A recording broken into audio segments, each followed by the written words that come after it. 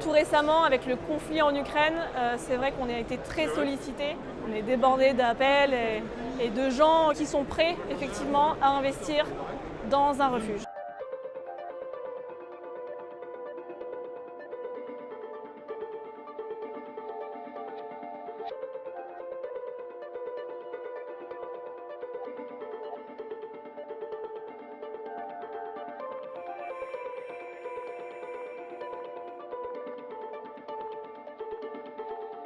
Les Français veulent certes pouvoir se protéger, mais garder un certain confort et conserver une normalité, quelles que soient les circonstances.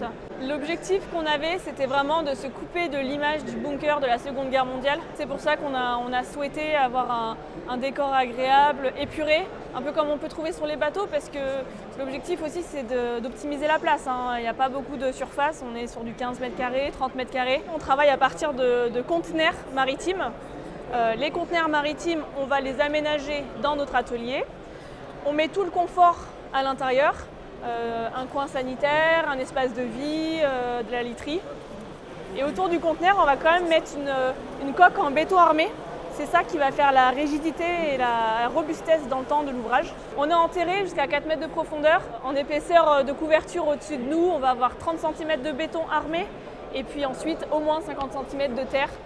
Parce que c'est important les épaisseurs de matière pour se protéger, par exemple, de la radioactivité. Et en cas de défaillance du réseau, en cas de coupure de courant ou coupure d'eau, on va proposer des solutions d'autonomie, par exemple des panneaux solaires, des groupes électrogènes, pourquoi pas une éolienne. Et pour l'eau, on va proposer de récupérer les eaux pluviales. Selon les équipements, on va avoir des tarifs qui vont aller de 50 000 à 100 000 euros.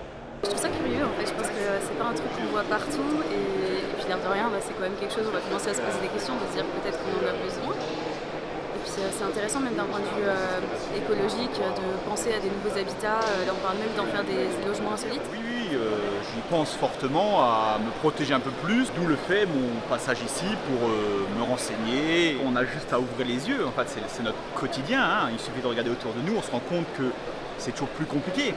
Simplement l'insécurité. Donc on se dit où ça va arrêter. On ne sait pas. Donc on anticipe, on s'adapte. Donc on prévoit un peu et on protège sa famille. Voilà. J'ai découvert, je ne savais même pas que ça existait pour la France. J'étais en train de me poser la question de savoir quel était l'intérêt. Les Américains, ils aiment bien les bunkers, les trucs comme ça, que nous... L'objectif aussi, c'est lorsqu'on construit ce genre d'ouvrage enterré, c'est de pouvoir l'utiliser, même en dehors des scénarios catastrophes. Ça reste un investissement, ça va être une pièce à vivre supplémentaire, ça va être une cave à vin, ça va être une salle de coffre-fort.